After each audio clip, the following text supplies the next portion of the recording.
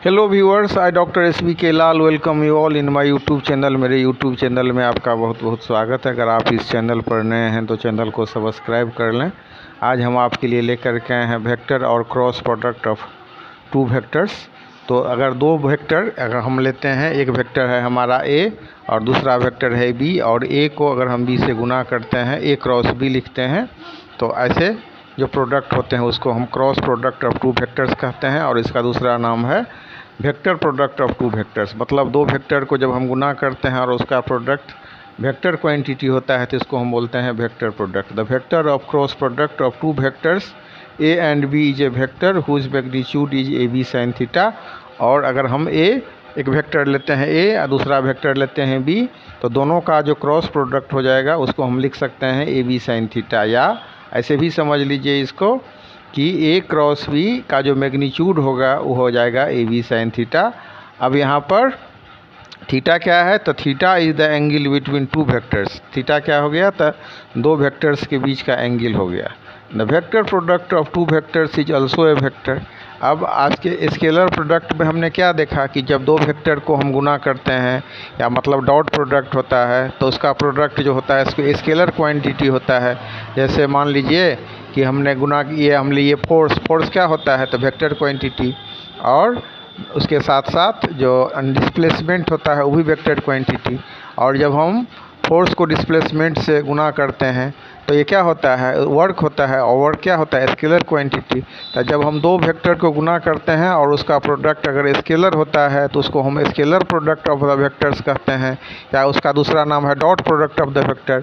और उसी हिसाब से दो वेक्टर को अगर हम गुना करते हैं और उसका प्रोडक्ट अगर वेक्टर क्वांटिटी होता है तो उसको हम क्रॉस प्रोडक्ट कहते हैं। और क्रॉस प्रोडक्ट का ही दूसरा नाम है vector product. The direction of the vector is perpendicular to the plane containing the two vectors A and B. If the rotation A to B be anticlockwise, the product is taken as positive.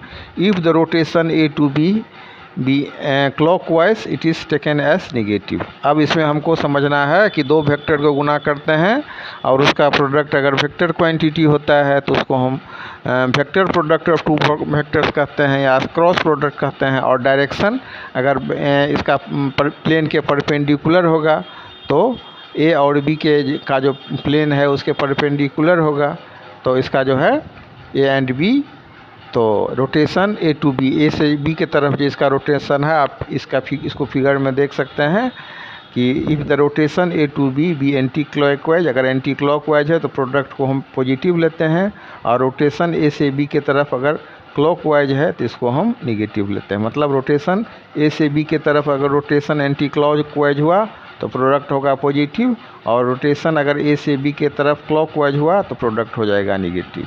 अब इसके बाद समझना है कि A cross B बराबर क्या होता है, तो A क्रॉस B बराबर AB sin थीटा n।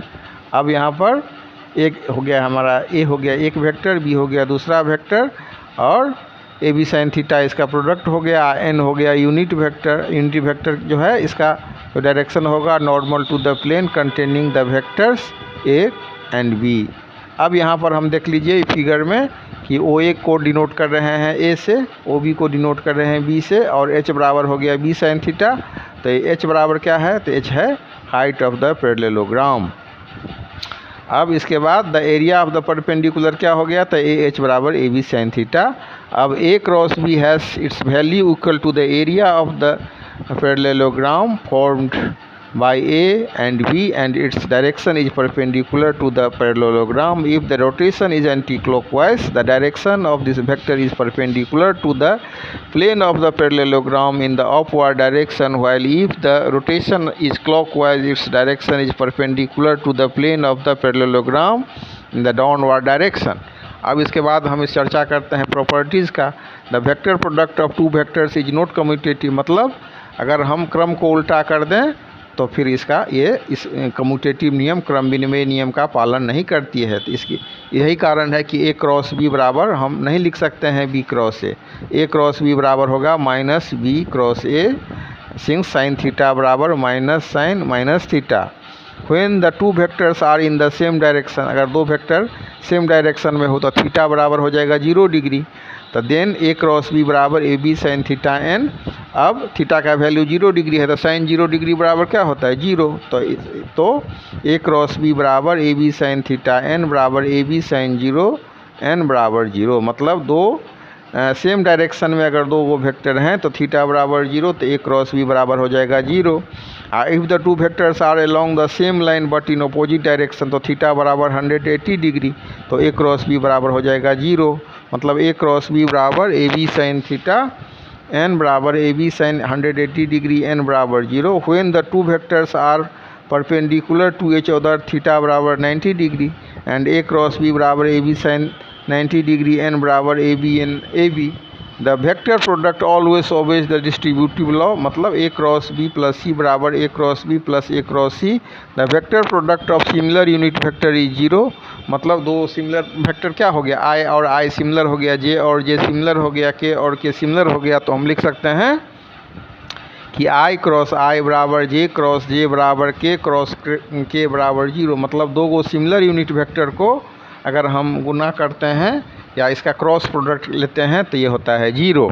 अब इसके बाद समझते हैं कि अगर डिसिमिलर है हमारा यूनिट वेक्टर तब क्या होगा। तो दो गो डिसिमिलर को गुना करेंगे तो तीसरे के बराबर हो जाएगा, यानी कि आई क्रॉस जे बराबर के, जे क्रॉस के बराबर आई आ के क्रॉस आई बराबर जे। तो इसको हम लिख सकते हैं the vector product of two dissimilar unit vector I J K taken in order is equal to the third unit vector.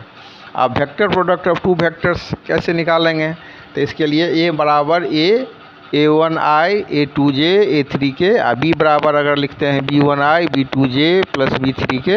तो इसको हम डिटर्मिनेंट में सजा करके लिख सकते हैं, यानी कि आई जे के बराबर ए वन ए टू, इसमें लिख आई के नीचे लिखेंगे ए वन, जे के नीचे ए टू, के नीचे ए थ्री, बी वन, और उसके बाद फिर ए वन के नीचे बी वन, ए टू के नीचे बी टू, और फिर के नीचे मतलब ए थ्री के नीचे बी थ्री। तो इस तरह से जो हम सजा करके लिखते हैं तो इसको हम डिटर्मिनेंट के फॉर्म में लिखना बोलते हैं।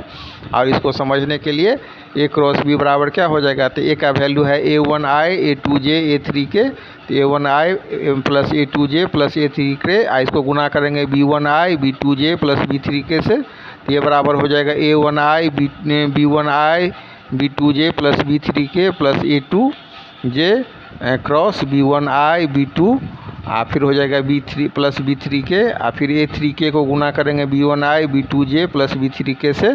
तो इसको हम लिख सकते हैं A one B two K minus A one B three J minus A two B one K plus A two B one I plus A two B one J minus A two B two I.